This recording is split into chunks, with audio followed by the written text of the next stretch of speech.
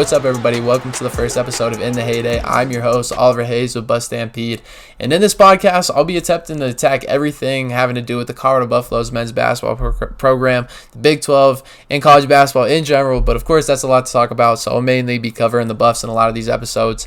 But it is currently the offseason for everybody. The Buffs are coming off a really tough year. Tadboy's 15th year, and it was his worst since joining the school, coming to Boulder. And that was because the Buffs ended 14-21 overall and 3-17 in conference play. They had a horrible losing streak, a record bad losing streak to begin conference play. And that was because they lost, the 6 of their top 7 producers, only returning Julian Hammond being that 7th guy for last year's team. And the Buffs just struggled. And with turnovers, they were the most turnover-prone power conference team in college hoops. They were the worst big three-point shooting team in the Big 12. Excuse me. But they also lost a lot of games on the offensive glass, even though the stats don't necessarily show it. They gave up a lot of extra chances on the glass, and they just lost a lot of games that way. So Buffs have had to try and remedy that this offseason, but they graduated 3 guys, 5 guys transferred out.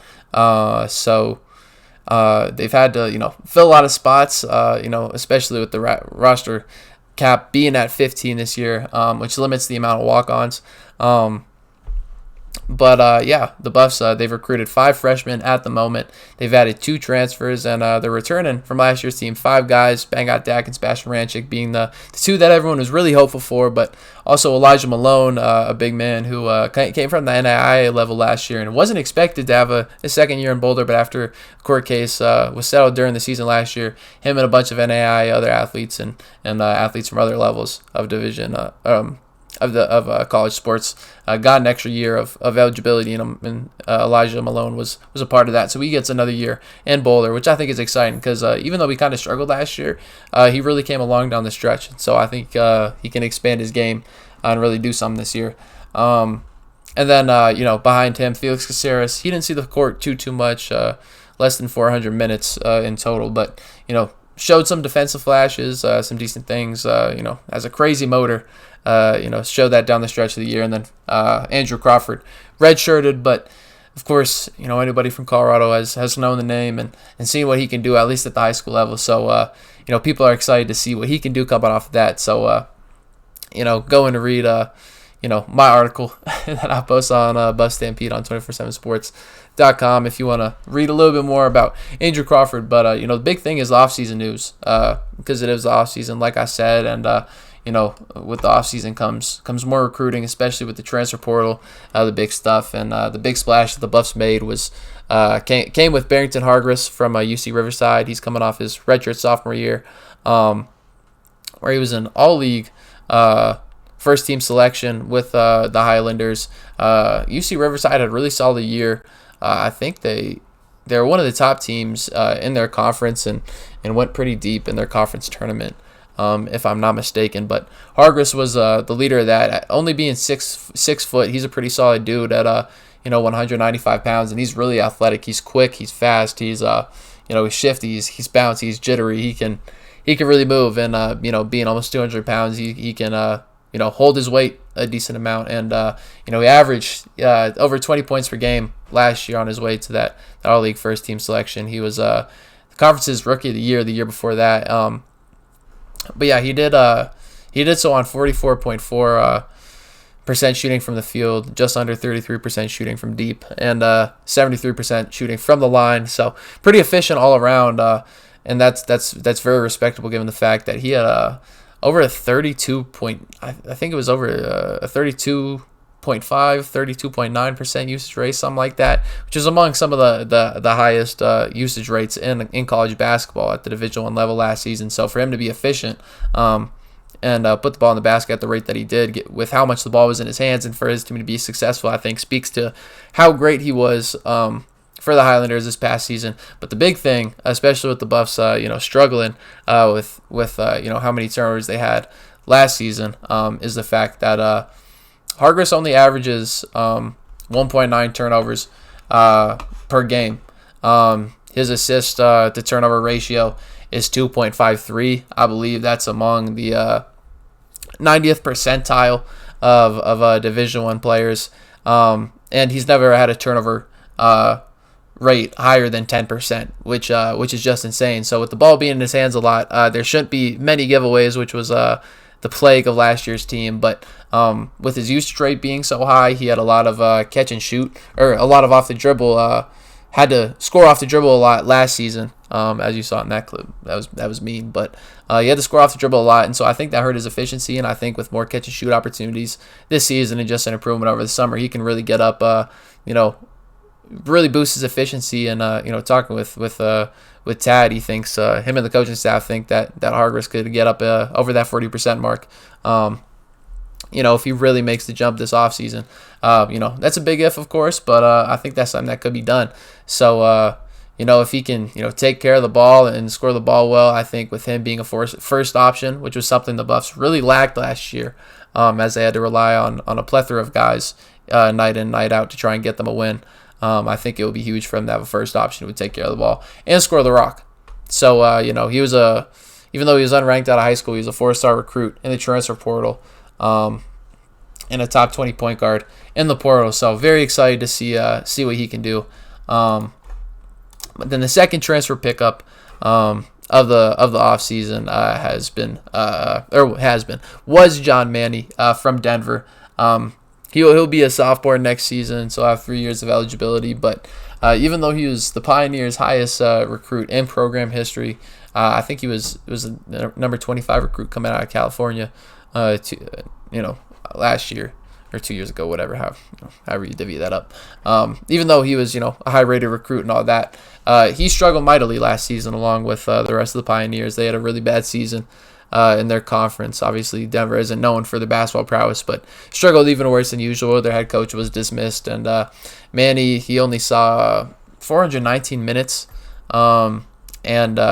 struggled, pretty bad. Obviously, his shooting splits 33%, and 33% from the field is something that's almost unheard of. But 30.6% from deep. Hopefully, that he had some. He made some shots from deep. I think the most amount of threes he made in a game last year was 3. So he can shoot a little bit, but that's the big thing about his high school profile, at least, was that he can shoot it. He's controlled. He has a decent handle. He has a decent pace. He's not the heaviest guy. He's not the most athletic, but given all those things, that's what Tad Boyle and the coaching staff keep mentioning when it comes to John Manny. So I think he could make an impact, especially because beyond Hargress and Felix Casares, Manny is the only other guy in the guard room who has a collegiate experience and has actually seen minutes because of the 5 freshmen for our guards. And obviously Andrew Crawford, being a redshirt, hasn't seen the floor. So we'll have to see what happens with Manny. And then Colorado, they have 2 more roster spots they could potentially fill. They're definitely going to fill 1 more, I'm pretty sure. But potentially 2 more. I know they're looking at 1 other guy, but beyond the guy we're looking at right now, Leonardo Van Elswyk. But Van Elswyk, a lot of us did not see this because he posted about his official visit on Friday. So I don't know exactly when he went on it, but he posted about it. He's a 7'1" center from Italy, 19 years old, so he'd be the 6th member of the freshman class for the Buffs if he ends up signing with CU. But I haven't seen too much about him. I think given Elijah Malone and Banggot Dak and Taco Fawaz, I think it'll be kind of tough for Van Elswyk to try and make an impression and find his way onto the court next season. But obviously he'd have to sign here first. And so but people have been worried about height with this squad. I think there's 8 guys 6'6" or under with this team, making this one of Tad Boyle's smallest squads since being at CU. And we'll have to see who that Mr. recruit is. I haven't heard a name specifically. We'll have to see who that is. But if Van Elswyk can get signed, I think that could be a pretty solid pickup. But I think that leads me into my first mailbag question, which comes pretty early on, but that's because it has to do with revenue sharing. That was a big question I got asked, was how will revenue sharing in the $20.5 million budget impact CU men's basketball recruiting? And my best answer is I don't know, because a lot of people don't know.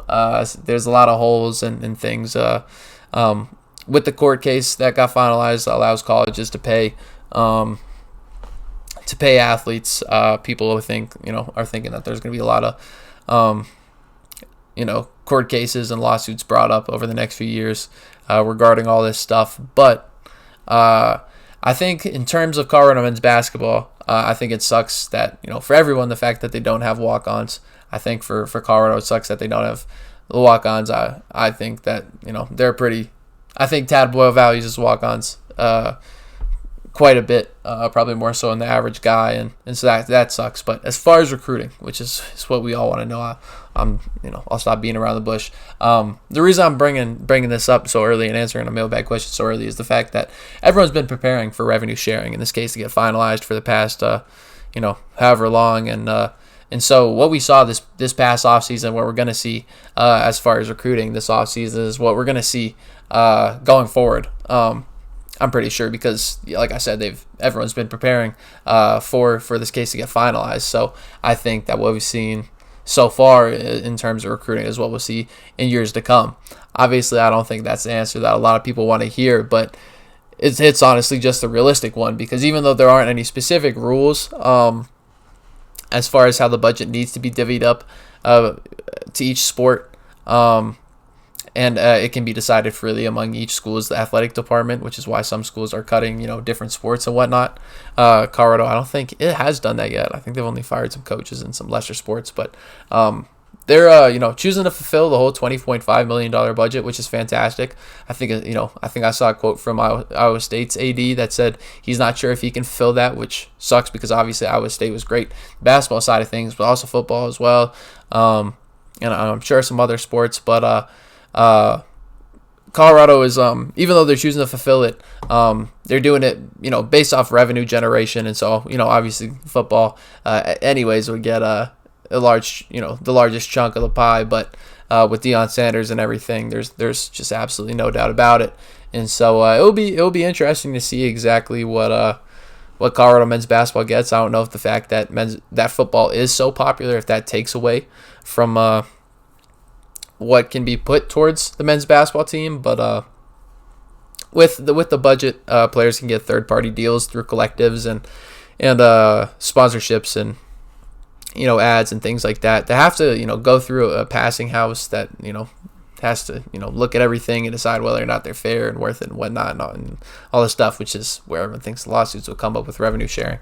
All that stuff that will help. That will impact the NIL, and that will make the difference for schools like BYU and Texas Tech, where even though Colorado can meet that $20.5 million budget, just in the same way that Texas Tech can. Texas Tech has a bunch of a bunch of guys who are willing to fund that program and pay.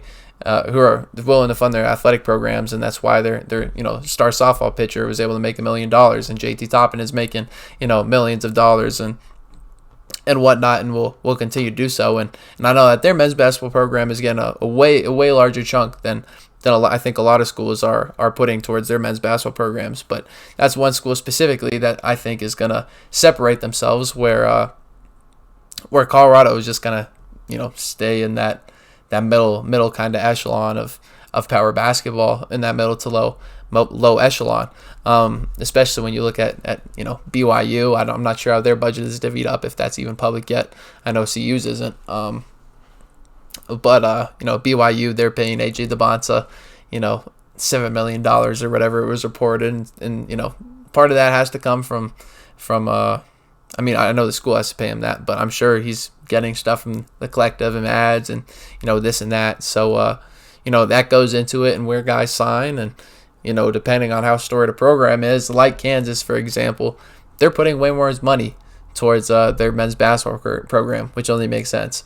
for a school like Kansas. And so just in turn, and as far as those things, I don't think too much will change as far as Colorado's recruiting chances against some of these higher up schools. I think for a school like Iowa State, who has been solid and may not meet the budget, that's maybe an area where Colorado can make up some ground. But I think in general, what we'll see is that they'll be able to make a decent splash move. Get some solid recruits. I think this 5-man freshman class, I'll get into them a little bit later.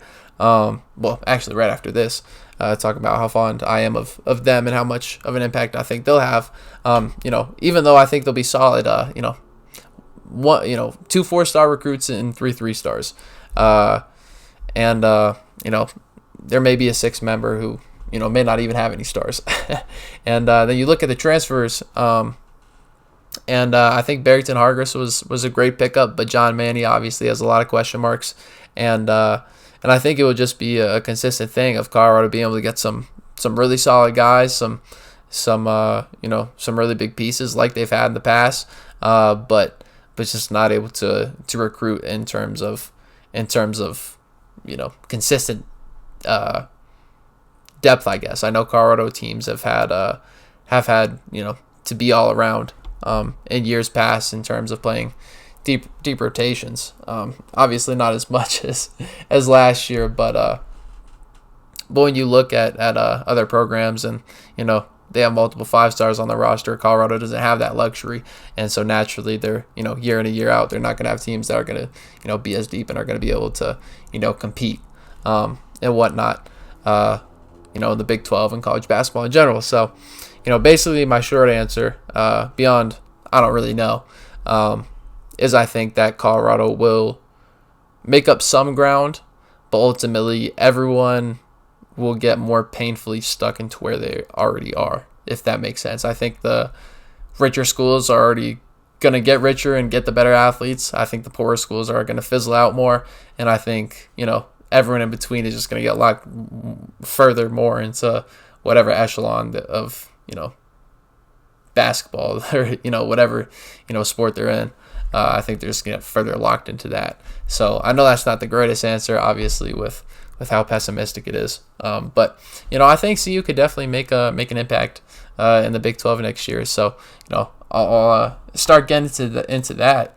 Talking about these freshmen, because I've talked about how the transfers can make an impact, but looking at the freshmen, I mean, I think the Buffs will probably have to start at least one freshman. I could see potentially. I'll spoil my answer a little bit, I guess, because I'll talk about my starting lineup later. But unless the Buffs play Hargis, Caceres, or Crawford there, Ranchik, Dak, and Malone, they're gonna have to play at least start one freshman. So, but I think they're gonna have to play at least 3 or 4 in the rotation. But I'll go in order of who I think has the biggest chance of making an impact. And first, I think that starts with the highest ranked recruit, and Josiah Sanders, a homegrown kid from Colorado, the top recruit in the state last year. He was a consensus 4-star. But yeah, no, he's really popped in popularity 2 summers ago. Jumped to that 4-star rating. Got some high level offers in Tennessee, obviously, Arizona State, Iowa, and I know there's some money things that came into play. Colorado had to definitely empty its pockets a little bit in hopes to get Josiah. I meant to switch it over here. My bad. I'm trying to produce my podcast. It's my first time doing this, so if I'm a little rusty, But anyway, Josiah, got some high-level offers. I know money was involved with him ending up at Colorado. Colorado had to empty its pockets a little bit, but they got him, and I think with him at his frame, I think he's a lot more further developed than a lot of guys are at this age. Even though he is on the younger side, I think he's still only 17, if I'm not mistaken.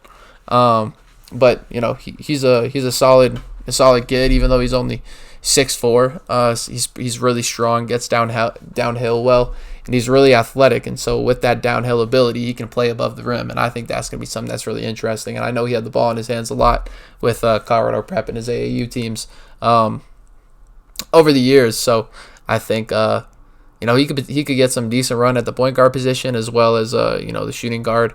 I know he's labeled as a combo guard right here, but I think he has the best chance to make an impression. And after that, I think we go to Jalen Holland, also rated a 4-star.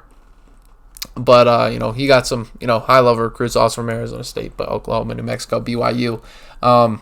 And I think even though I don't think he necessarily has the athleticism that Josiah does, I'm pretty sure that Jalen has a way better jump shot than Josiah, and I think that Jalen could really make an impact on the defensive end. I think just watching his highlights, he's just really solid. He's a sound player.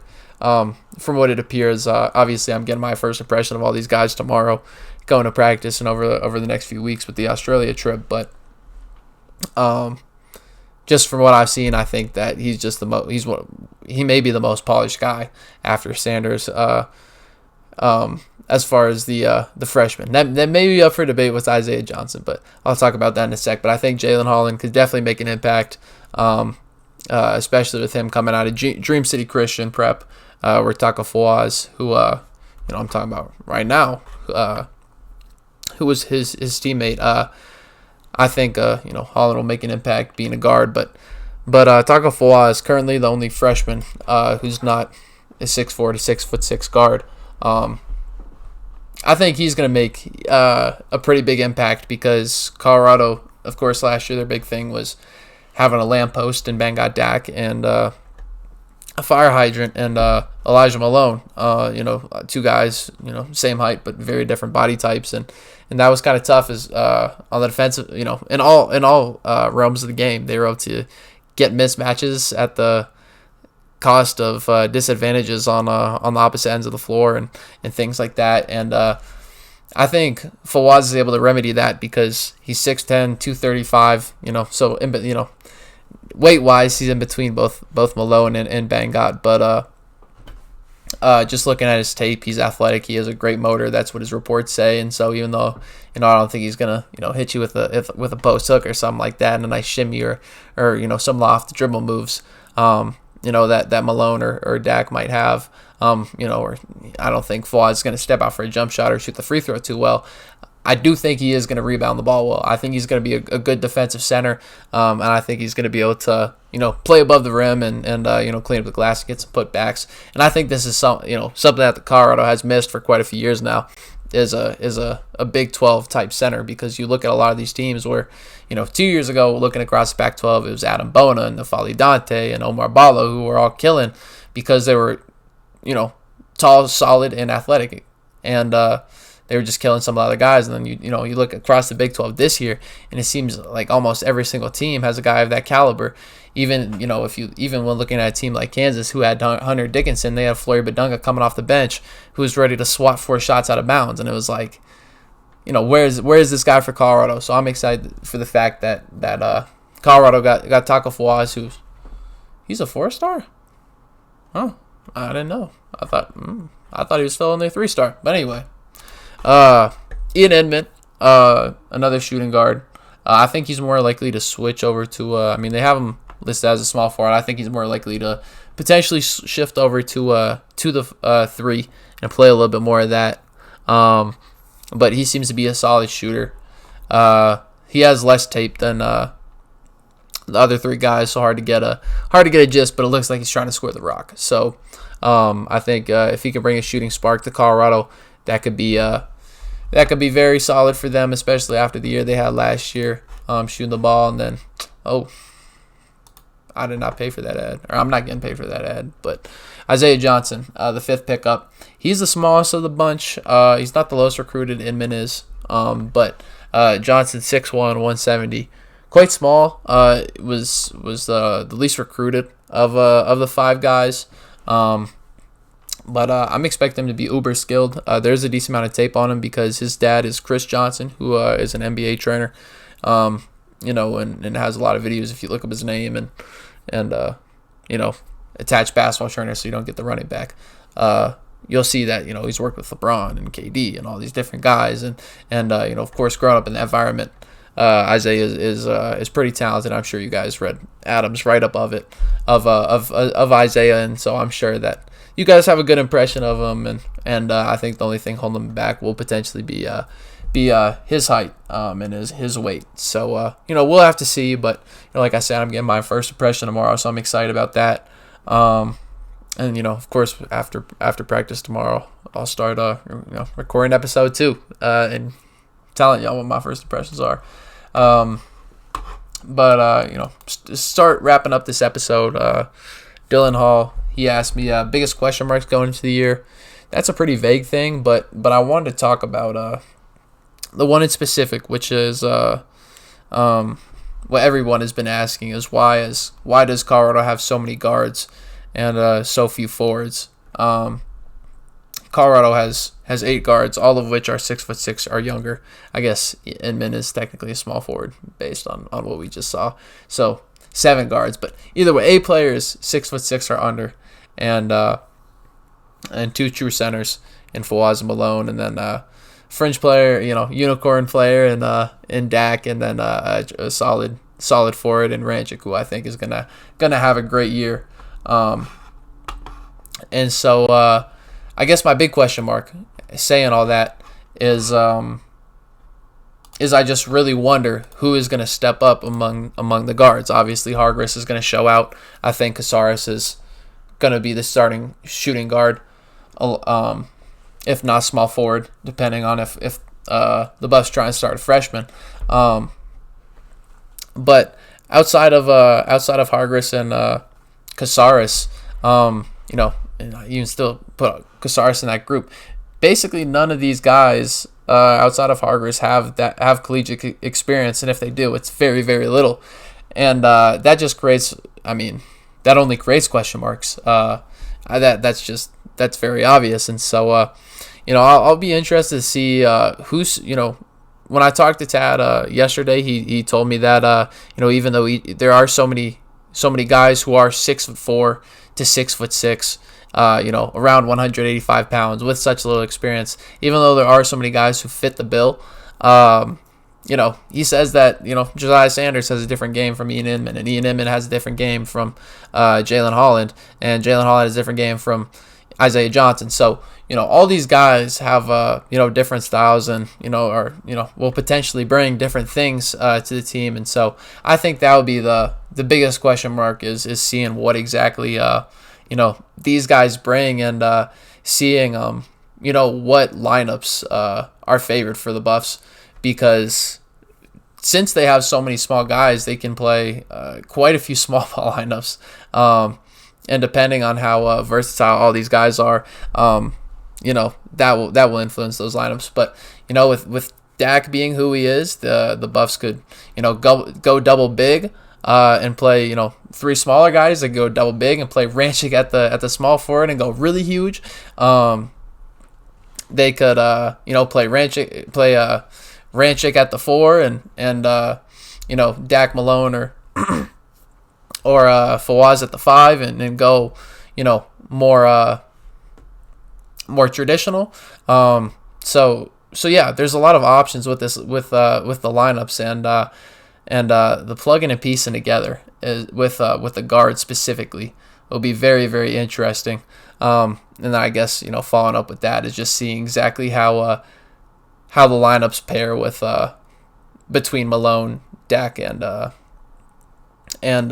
Ranchik, because I think all 3 of those guys are capable of starting, deserving of starting. I think Ranchik is, of those 3, is the one that is for sure starting. It's just undeniable. But I believe the other, one of the other 2 is going to have to start. And I'll be very interested to see which one it is.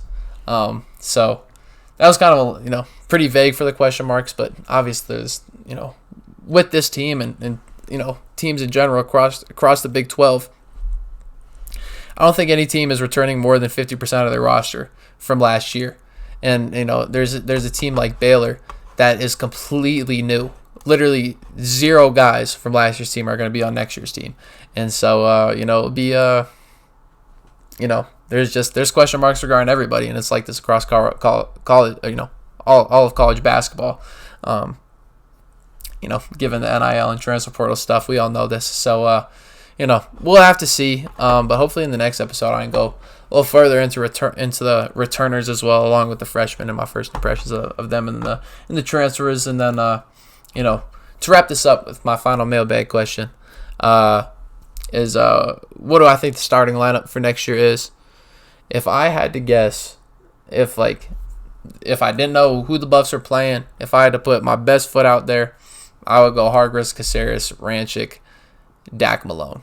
That's who I would put out there.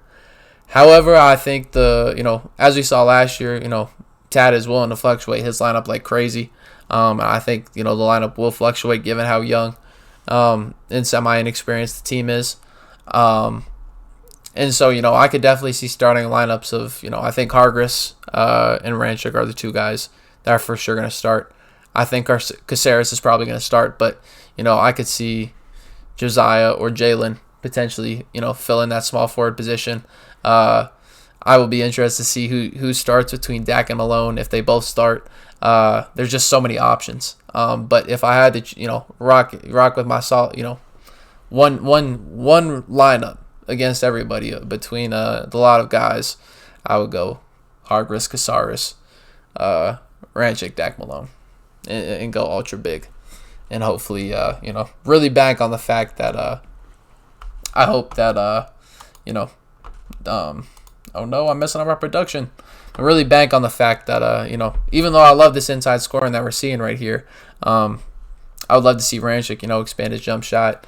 Dak expand his jump shot. Talking with Tad, he said Elijah's trying to expand his jump shot. Basically, everyone is trying to, expand their jump shot and hit from the 3-point land, and that will make for with all these guys improving, that just makes it even harder to pick who's going to be a potential starter. But to wrap this up, the other big news, of course, is Nate Tomlinson. Will this load? Yes, it will. Nate Tomlinson back for his third stint in Boulder, second stint as a coach.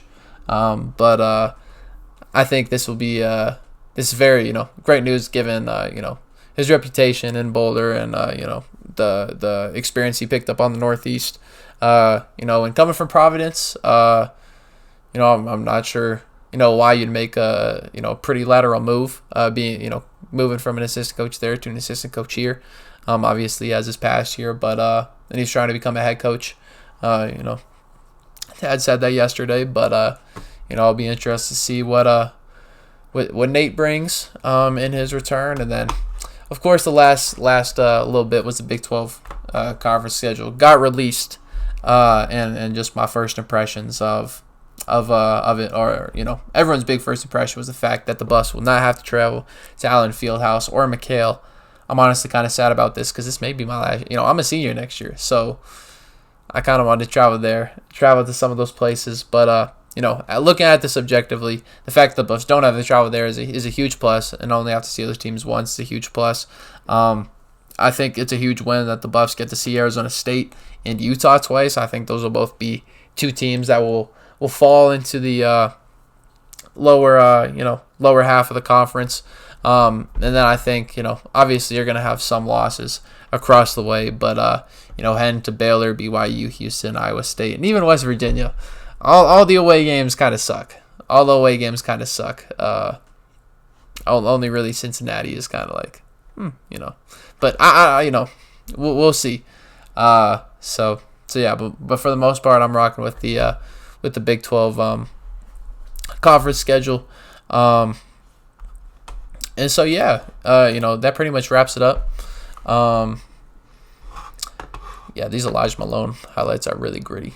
We'll just switch myself to the face cam for the outro. But that wraps up my first episode of In the Heyday. Hopefully the production is a little bit better as I get used to this.